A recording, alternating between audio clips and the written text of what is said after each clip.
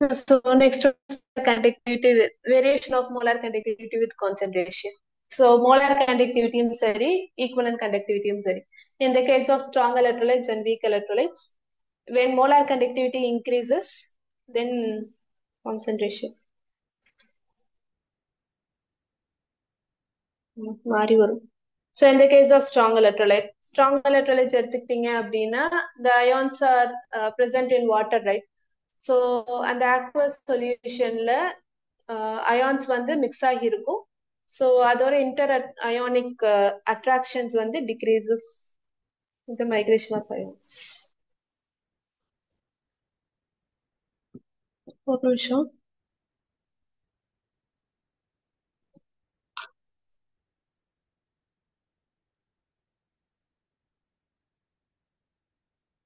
So equivalent and molar conductivity directly proportional to dilution.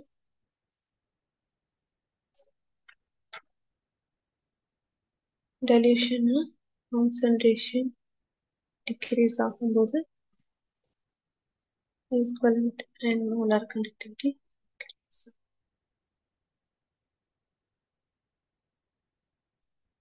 So in the case of strong and weak electrolyte, when the concentration decreases அப்படின்னா அதுல இருக்கிற number of ions அந்த dilution வந்து increase ஆகும்போது. So strong electrolytes எடுத்துக்கிட்டீங்க அப்படின்னா நீங்க நிறைய that is கம்மியான ஒரு எப்படி சொல்றது சால்ட் எடுத்து வாட்டர்ல மிக்ஸ் பண்ணிருக்கிறது for 1 liter of water 2 grams of NaCl போட்டு மிக்ஸ் பண்ணிருக்கிற மாதிரி. அப்படி இருந்துச்சு அப்படின்னா அதோட மைக்ரேஷன் ஆஃப் அயான்ஸ் வந்து அந்த இடத்துல கம்மியா தானே கண்டு இருக்கும். அதனால மைக்ரேஷன் ஆஃப் அயான்ஸ் வந்து ஜாஸ்தியா இருக்கும்.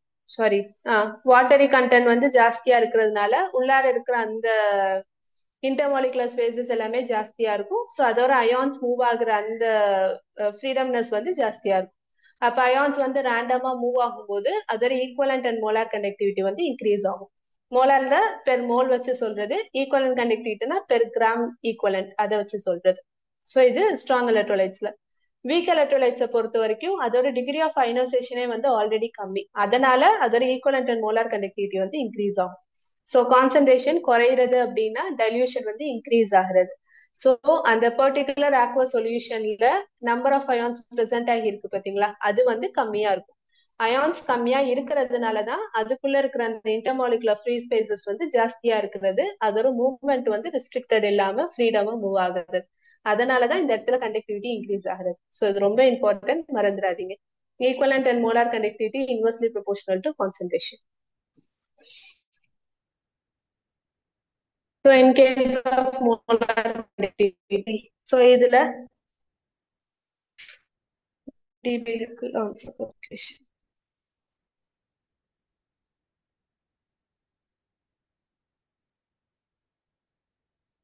So molar conductivityக்கும் concentration இருக்கிற மேத்தமெட்டிக் ரெப்ரசன்டேஷனை ஃபர்ஸ்ட் சொன்னவர் வந்து டிபே ஹக்கலான்சர் இந்த குரூப் தான். ஸோ இவங்க என்ன இது கொடுத்திருப்பாங்க அப்படின்னா molar conductivity that is del m which is equal to del naught m minus a into root c. So இந்த del naught m அப்படிங்கிறது limiting molar conductivity. Limiting molar conductivity is nothing but molar conductivity at infinite dilution. Infinite dilution அப்படின்னா ஒரு extreme dilution. நீங்க தண்ணி அதிகமா ஊத்திக்கிட்டே இருந்தீங்க அப்படின்னா அதுல இருக்கிற நம்பர் ஆஃப் அயான்ஸ் ஒரு பெர்சன்டேஜ் வந்து ரொம்ப கம்மியாயிரும்ல, எக்ஸ்ட்ரீம்லி கம்மியாயிரும்ல. அந்த மாதிரி ஒரு இது வந்து இன்ஃபைனைட் dilution. உனக்கு ஈஸியா ஞாபகம் வச்சுக்கணும் அப்படின்னா கான்சன்ட்ரேஷன் ஈக்குவல் டு 0ன்னு வச்சுக்கோங்க. ஏன்னா உங்களுக்கு தண்ணி அதிகமா போயிட்டே இருக்கு, அதுல பிரசன்ட் ஆயிருக்கிற நம்பர் ஆஃப் அயான்ஸ் குறைஞ்சிட்டே இருக்கு. அது ரொம்ப குறைஞ்சிட்டே இருந்துச்சுன்னா தண்ணியோட அதிகமா இருக்கும். அப்போதான் கான்சன்ட்ரேஷன் வந்து நியர்லி 0வா தானே இருக்கும். அதுதான் கான்சன்ட்ரேஷன் 0ன்னு சொல்றது. So molar conductivity of a solution at infinite dilution, அதுதான் del naught m ன்னு சொல்றது. molar conductivity at particular concentration, ஏதோ ஒரு கான்சென்ட்ரேஷன்ல இருக்கும். அது 0.1 இருக்கலாம், இல்ல 1 மோலார் இருக்கலாம், எப்படின்னா இருக்கலாம். அது வந்து del m. So நல்லா ஞாபகம் வச்சுக்கோங்க, del m அப்படிங்கிறது molar conductivity at any concentration. del naught m ங்கிறது molar conductivity at infinite dilution or concentration equal to 0. அதுதான் del naught m. A அப்படிங்கிறது frequency factor, அது நம்மளுக்கு தேவையில்ல. Cங்கிறது வந்து concentration. And this Debye-Huckel-Onsager equation proved successfully for strong electrolytes. Strong electrolytes ல molar conductivity க்கும் molar conductivity தான் எழுதியிருக்கேன். Root C, that is concentration. ரெண்டுத்துக்கும் கிராஃப் போடும்போது we got the graph like this. இப்படி. ஸோ இந்த இடத்துல இந்த மாதிரி ஒரு ஸ்ட்ரெயிட் லைன் கிடைக்கும் கண்ணு. Because molar conductivity and concentration இதுக்கும் போடும்போது இந்த கிராஃப்ல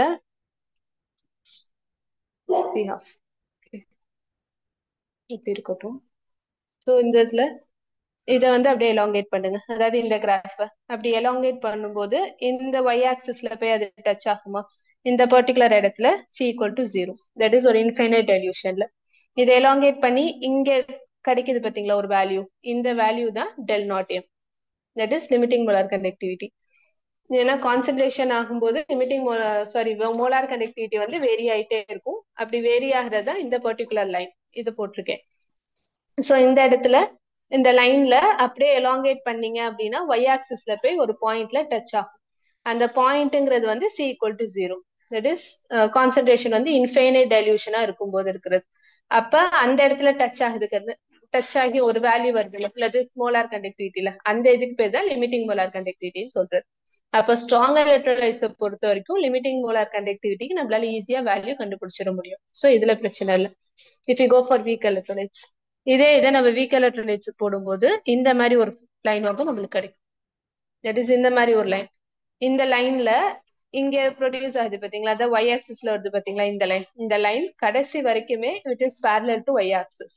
இது வந்து இது ரெண்டுமே வந்து டச்சே ஆகாது. தட் இஸ் ஓவர்லாப்பே ஆகாது. கடைசி வரைக்கும் ஒரு parallel லைனை ப்ரொடியூஸ் பண்ணிக்கிட்டே இருக்கும். அப்ப கடைசி வரைக்கும் இப்படியே வந்துச்சு அப்படின்னா இதோட லிமிட்டிங் மோலார் கண்டக்டிவிட்டி வந்து கால்குலேட் பண்ண இயலாது இல்லையா? சோ இதுக்காக ஒரு ஆல்டர்னேட்டிவ் வே அப்படிங்கறத கொல்ராஷ்ல வந்து கொடுத்திருப்பாரு. சாரி, கொல்ராஷ் கொடுத்திருப்பாரு. அதுதான் கொல்ராஷ்ல. So this Debye-Huckel-Onsager equation proves successfully for strong electrolytes. That is applicable only for strong electrolytes. The weak electrolytes it failed. So weak electrolytes போடும்போது கடைசி வரைக்கும் it produces a line which is parallel to molar conductivity. ரெண்டுமே parallel லைனா இப்படியே போயிட்டே இருந்துச்சு அப்படின்னா எந்த இடத்துலயுமே அது வந்து elongate, that is overlap பண்ணவே இல்லை. இந்த இடத்துல இது போய் டச் ஆனிச்சுன்னா தானே நம்மளால லிமிட்டிங் மோலார் கண்டக்டிவிட்டி கண்டுபிடிக்க முடியும். அதாவது இது மாதிரியாவது இருந்துச்சுன்னா தானே எலாங்கேட் பண்ணி நம்மளால கண்டுபிடிக்க முடியும். சோ இந்த மாதிரி ரெண்டு லைன் போயிட்டே இருந்துச்சுன்னா நம்மளால கண்டுபிடிக்க இயலாது. அதுக்காக தான் கொல்ராஷ் அப்படிங்கிற ஒரு சயின்டிஸ்ட் வந்து இதுக்கு ஒரு சொல்யூஷன் கொடுத்திருப்பாங்க. அது வந்து ஜஸ்ட் தியரிட்டிக்கல் பார்ட் தான், ஆனா ரொம்ப ஈஸியான ஒரு விஷயம். அவர் சொன்னது என்ன அப்படின்னா, ஒவ்வொரு ஸ்ட்ராங் எலக்ட்ரோலைட்ஸ்னாலும் சரி வீக் எலக்ட்ரோலைட்ஸ்னாலும் சரி அயான்ஸ் தான் ப்ரொடியூஸ் ஆகுது. இப்ப CH3COH எடுத்துக்கிட்டாலும் CH3CO மைனஸ் H பிளஸ் வரும். HCl எடுத்துக்கிட்டாலும் H பிளஸ் Cl மைனஸ் வரும். எல்லாமே எலக்ட்ரோலைட்ஸ் தான். அது ஸ்ட்ராங்கா இருந்தாலும் சரி வீக்கா இருந்தாலும் சரி இட் ப்ரொடியூசஸ் அயான்ஸ். அப்ப அந்த அயான்ஸ் ஒரு அந்த ஸ்ட்ராங் எலக்ட்ரோலைட்ஸ்ல இருந்து ப்ரொடியூஸ் ஆயிருக்கு பாத்தீங்களா இந்த லிமிட்டிங் மோலார் கண்டக்டிவிட்டி. இதை வச்சு வந்து நம்ம வீக் எலக்ட்ரோலைட் ஒரு லிமிட்டிங் மோலார் கண்டக்டிவிட்டி வந்து கண்டுபிடிக்க முடியும் அப்படிங்கிறது தான் அவரோட எல்லாம். So which contribution to the constituent ions which is present at strong and weak electrolyte. ஒவ்வொரு வீக் எலக்ட்ரோலைட்ல இருக்கிற அயான்ஸை வச்சு ஸ்ட்ராங் எலக்ட்ரோலைட்ஸ்ல இருக்கிற அயான்ஸோட அந்த லிமிட்டிங் மோலார் கண்டக்டிவிட்டி வச்சு இங்கே கம்ப்ளீட் பண்றது. ஆனா இது தியரிட்டிக்கல் பார்ட் தான், அது ரொம்ப ஈஸியான ப்ராப்ளம்ஸ் தான். ஆனா அடிக்கடி கொஸ்டின்ஸ்ல கேட்பாங்க. நார்மலா ஈஸியா இருக்கிறது வந்து கொஸ்டின்ஸ்ல அதிகமா வராது, ஆனா கொல்ராஸ்ல வந்து அதிகமா வரும். ஸோ ஈஸியும் கூட. NaCl. ம். ம்.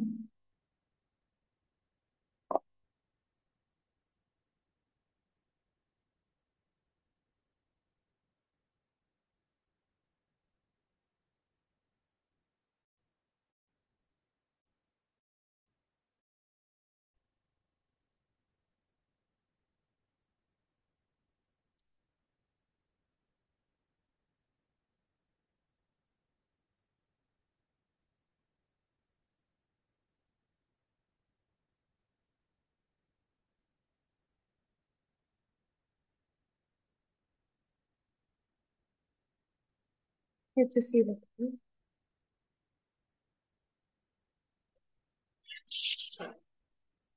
HCO என்ன எடுத்துக்கலாம்.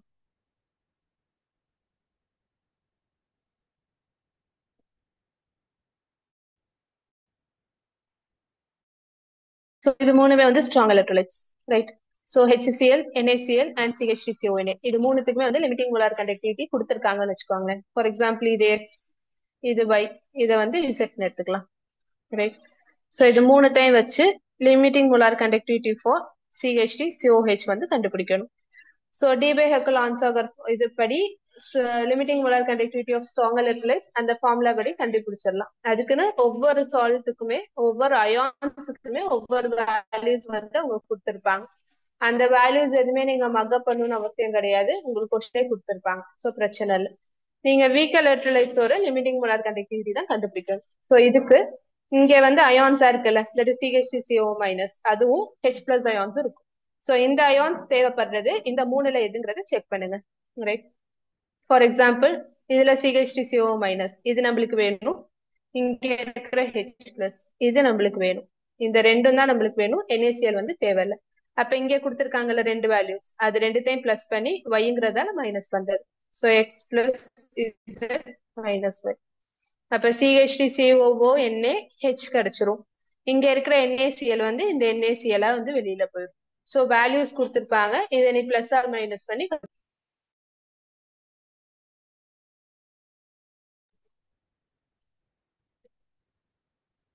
ஒரு கொஸ்டின் ட்ரை பண்ணி பாருங்க.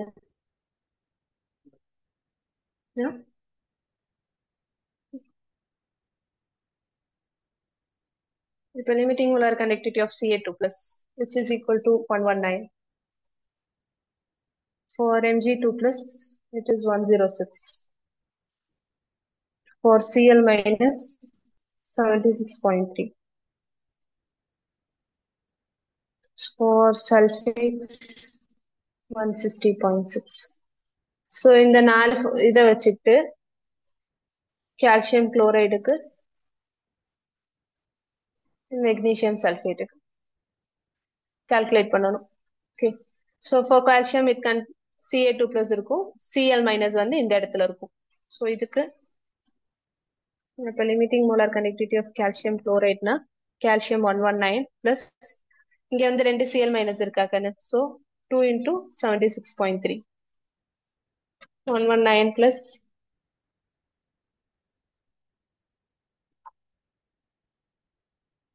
152.6.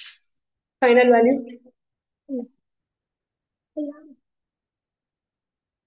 கண்டுபிடிங்க ஃபைனல் வேல்யூ.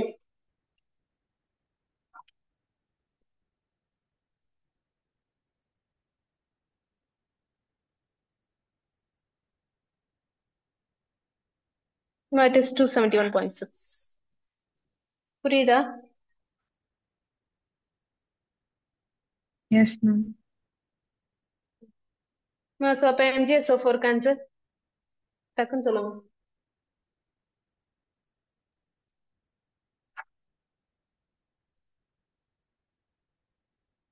இதுக்கு ஆன்சர்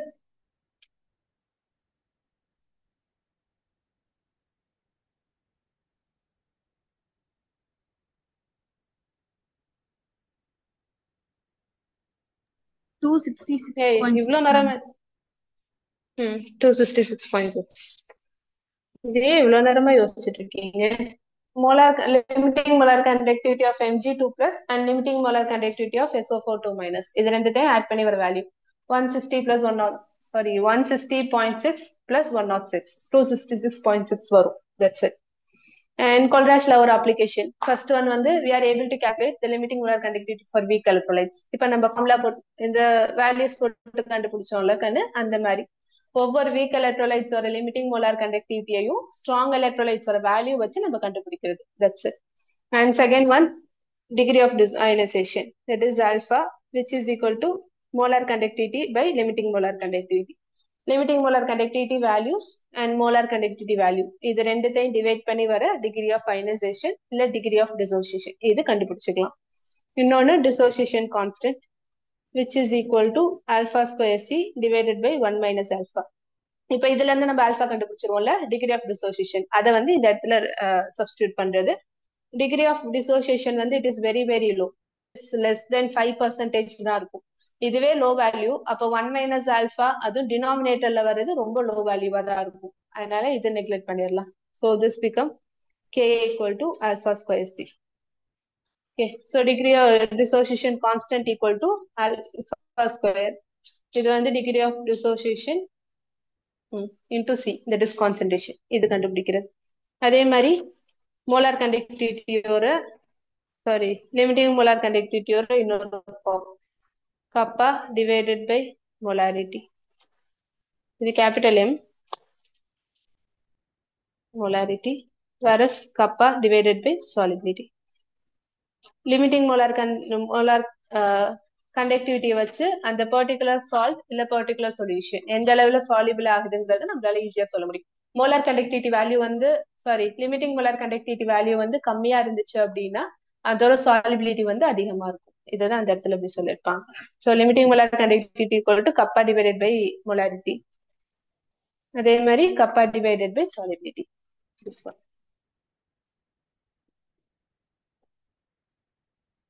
அவ்வளவுதான். எனி டவுட்ஸ் இது வரைக்கும்?